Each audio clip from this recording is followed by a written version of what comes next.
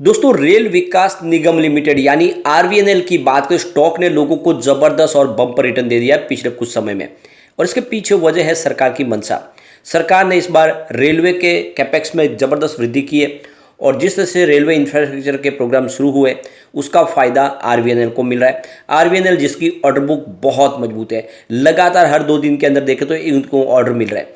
आने वाले 2027 तक कंपनी के पास काम की कोई कमी नहीं है और इसी वजह से इसकी शेयर प्राइस दौड़ रही है और कंपनी अब नवरत्न भी बन चुकी है।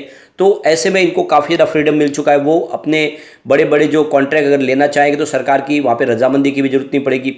तो ये जो सारी बातें साबित करिए कि ये स्टॉक आने वाले समय और ज़बरदस्त तेज़ी से आगे बढ़ सकता है।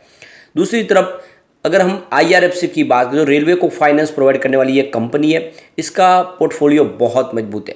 कंपनी आप देख सकते हो कि विदेशी कंपनियों से या फिर इंडिया के बड़े बड़े फंड हाउस से फंड लेती है और रेलवे को प्रोवाइड करती है, जिसमें आईआरएफसी के लिए जो फंड प्रोवाइड करने जो क्लाइंट है उसमें आरवीएनएल शामिल है। इसके अलावा रेलटेल, कोंकण रेलवे, इस तरह की रेलवे कंपनियों को वो फाइनेंस प्रोवाइड करती है और इस फंड की सारी गारंटी भी सरकार लेती है। इनको टैक्स भी चुकाना नहीं पड़ता और इसीलिए ये कंपनी भी बहुत मजबूत लग रही है। और अभी अपने बुक वैल्यू के आसपास है, क्या इन्वेस्टमेंट करना चाहिए। आज हम संवर्धन मदरसन को डिस्कस करने वाले। कंपनी ने अपने Q4 के रिजल्ट को डिक्लेयर कर दिया है। बहुत ही ज़बरदस्त रिजल्ट रहा है। रिजल्ट में देख सकते हो कि कुछ बहुत सारी पॉजिटिव बातें जिसको इस वीडियो के माध्यम से डिस्कस करेंगे और जिसको बोनस का बादशाह कहा जाता है, लगातार अच्छा बोनस देती है। क्या संवर्धन मदरसन में इस समय इन्वेस्टमेंट करना चाहिए।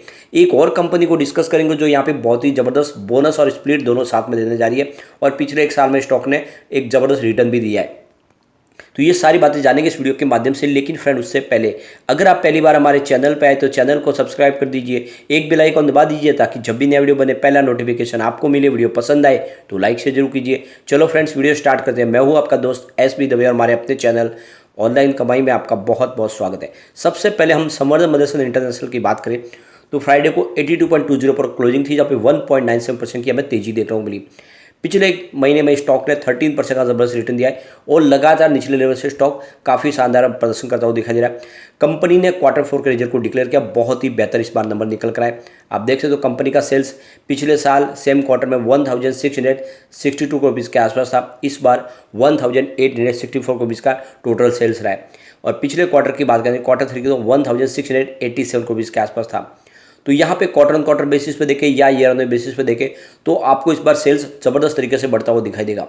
कंपनी के खर्च की बात करें पिछले साल सेम क्वार्टर में 1443 करोड़ के आसपास था और इस बार खर्च 1655 करोड़ के आसपास पहुँच गया। पिछले क्वार्टर में ये 1508 करोड़ के आसपास था। तो कंपनी के खर्च में भी बढ़ोतरी हुई है क्योंकि बिजनेस बढ़ा है। ऑपरेटिंग प्रॉफिट की बात करें तो देख सकते हो कि पिछले साल सेम क्वार्टर में 219 करोड़ के आसपास ऑपरेटिंग प्रॉफिट था। इस बार 209 करोड़ के आसपास रहा है। तो कंपनी का ऑपरेटिंग प्रॉफिट घटा है। लेकिन पिछले क्वार्टर से अगर कंपेयर करें पिछले दिसंबर क्वार्टर में तो 179 करोड़ के आसपास था ऑपरेटिंग प्रॉफिट। तो क्वार्टर बेसिस पे ऑपरेटिंग प्रॉफिट बढ़ा है, लेकिन ईयर ऑन बेसिस पे कुछ कम हुआ जरूर है।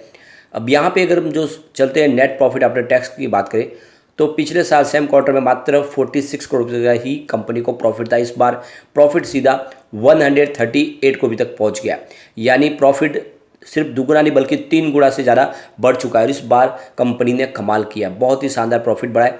पिछले साल के मुकाबले तो यहाँ पे जंप है ही, लेकिन पिछले क्वार्टर की भी बात करें तो 106 करोड़ के आसपास इनका प्रॉफिट था। तो चाहे क्वार्टर बेसिस पे देखें या ईयर ऑन बेसिस पे देखें तो बहुत ही बेहतर रहा इस बार प्रॉफिट। ईपीएस में वृद्धि हुई है। पिछले साल सेम क्वार्टर में मात्र 0.10 रुपीज़ के आसपास था, जो इस बार 0.31 रुपीज़ तक पहुंच गया है। तो कुल मिला के बहुत ही बेहतर रिजल्ट दिया है। अब इसकी क्लाइंट लिस्ट देखें तो आपको बड़े बड़े नाम दिखाई देंगे, जिसमें मारुति, टाटा मोटर्स, हुंडई, ये सारी कंपनियों को कंपनी अपनी सेवाएं देती है।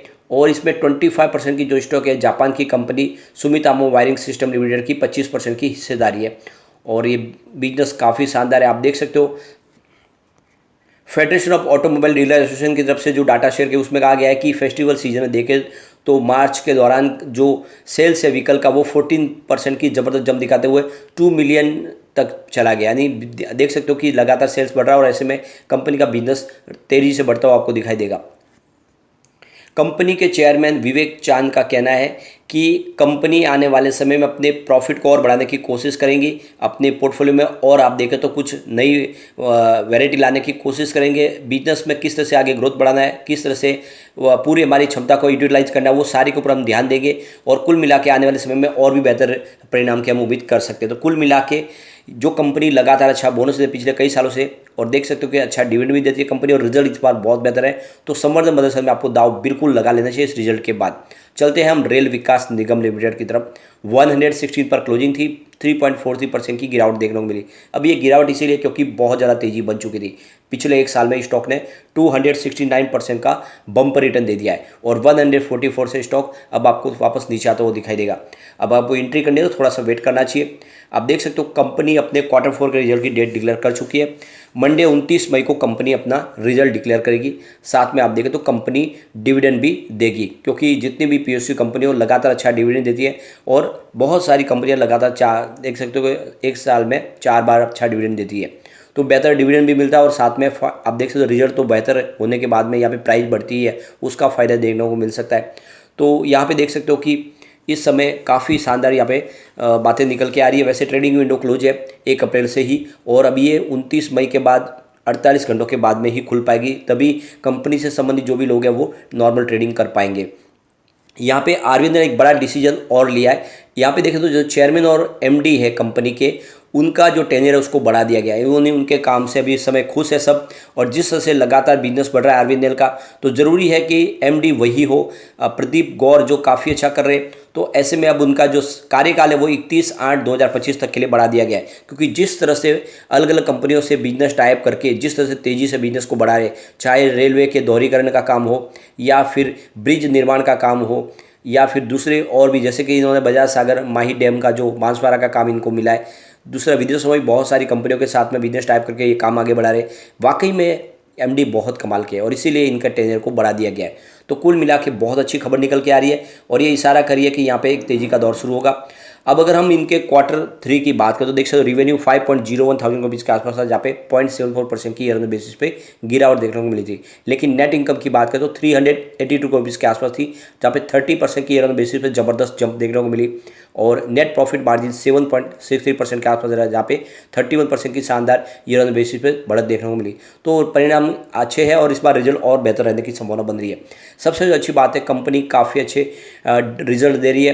करीब इनका जो पिछले 5 साल का CAGR 24.2% के आसपास है। कंपनी काफ़ी अच्छा डिविडेंड दे रही है, इनका पे आउट करीब 32.3% के आसपास है। कंपनी के वर्किंग कैपिटल में जो रिक्वायरमेंट है वो रिड्यूस हो रही है, पहले 92.3 डेज़ के आसपास थे, वो घट के अब 20.9 डेज़ के आसपास आ गए। तो ये अंदर से समझ में आ रहा है कि कंपनी बहुत मजबूत हो रही है। ऐसे में ये स्टॉक फिर से दौड़ेगा और एक लॉन्ग टर्म का नजरिया लेके 109 के आसपास में एंट्री की जा सकती है। अब हम चलते हैं IRFC की तरफ। 33.60 पर क्लोजिंग थी, जहाँ पे 0.88% की गिरावट देखने को मिली। अब आप देख सकते हो ये स्टॉक ने भी बहुत ही बेहतर रिटर्न दिया है। वैसे जब ये IPO आया था तो लोगों ने इसको बहुत ही ज़्यादा डिसअपॉइंट कर गया था। IPO के बाद में ये लगातार नीचे ही रहा और बहुत समय तक स्टॉक 21-22 के आसपास रहा, लेकिन अब देख सकते हो कि ये स्टॉक ने कमाल किया है।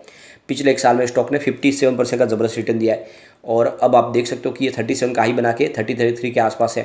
कंपनी अब अपने Q4 के रिजल्ट की डेट भी दे चुकी है। वैसे इन्होंने अपनी डेट को रीशेड्यूल किया है।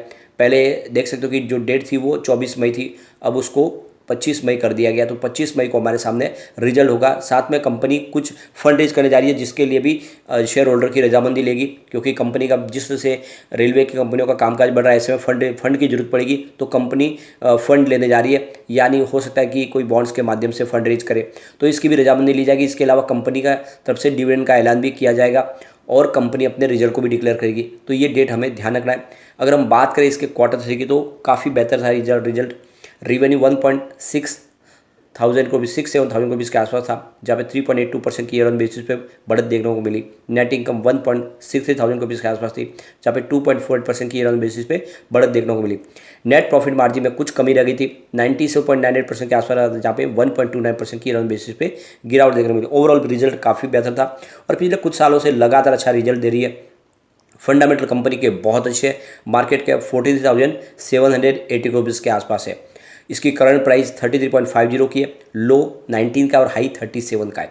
स्टॉक का पी 6.73 है और इसकी बुक वैल्यू 33.30 है। तो बिल्कुल अपनी बुक वैल्यू के आसपास ही स्टॉक है, यानी इसके ऊपर जाने की संभावना बहुत ज़्यादा है। डिविडेंड इसने 4.18% का दे दिया ऑलरेडी, यानी आईपीओ के बाद में 3.25 का डिविडेंड ऑलरेडी कंपनी दे चुकी है और इस बार भी डिविडेंड देने की संभावना बन रही है। आरओसी इसका 5.11% है और आरओई इसका 15.8% है। फेस वैल्यू 10 है, तो बहुत ही काफ़ी शानदार फंडामेंटल है और इस फंडामेंटल के दम पे यहाँ पे इन्वेस्टमेंट बिल्कुल किया जा सकता है। अब हम चलेंगे उस स्टॉक की तरफ जो हमको स्प्लिट और बोनस दोनों का फायदा देने जा रही है। तो बात करें हैं हार्डविन इंडिया लिमिटेड की। 369 पर स्टॉक है जहाँ पे 1.19% की तेजी देखने को मिली। पिछले एक साल में स्टॉक ने 137% का ज़बरदस्त रिटर्न दिया। 142 का स्टॉक इस समय देख सकते हो 369 के आसपास है और अब कंपनी यहाँ पे बोनस भी देने जा रही है। तो यहाँ पे देख सकते हो कंपनी 1:3 के रेशो में बोनस देगी। इसकी रिकॉर्ड डेट है 5/6/2023 और एक्स डेट भी है 5/6/2023। उसके पहले अगर आपके डीमेट अकाउंट में शेयर आएंगे तो बिल्कुल आपको बोनस मिलेगा। इससे पहले 2022 में भी कंपनी ने 1:2 के रेशो में बोनस दिया था, यानी लगातार कंपनी बोनस दे रही है और कंपनी साथ में अपने स्टॉक को स्प्लिट भी करने जा रही है। यानी आप देख सकते हो कि जो फेस वैल्यू 10 रुपीज़ है उसको 1 रुपीज़ में बदला जा रहा है, एक के बदले आपको 10 शेयर मिल जाएंगे और बोनस के शेयर अलग मिलेंगे। यानी ये बहुत ही शानदार मौका है इसमें खरीदारी करने का और कंपनी का परिणाम बहुत ही बेहतर है। देख सकते हो कंपनी हार्डवेयर के प्रोडक्ट बनाती है जिसमें आर्किटेक्चरल हार्डवेयर बनाती है, कंपनी ग्लास फिटिंग का काम करती है। इसके अलावा रेसिडेंशियल और कमर्शियल स्ट्रक्चर के लिए कंप्लीट सॉल्यूशन प्रोवाइड करती है कंपनी। बिजनेस काफ़ी अच्छा है, लगातार कंपनी का प्रॉफिट बढ़ रहा है। तो ऐसे में इस समय आपको एक लॉन्ग टर्म का लेके इसमें इन्वेस्टमेंट के बारे में सोचना चाहिए। लेकिन फ्रेंड, कोई भी इन्वेस्टमेंट करने से पहले अपने फाइनेंशियल एडवाइजर से बारे में ले ले या अपना खुद का रिसर्च करें, क्योंकि मैंने वीडियो आपके एजुकेशनल पर्पज़ के लिए ही बनाया। वीडियो पसंद आए तो लाइक से जरूर कीजिए और चैनल को सब्सक्राइब कर दीजिए। Thank you friend.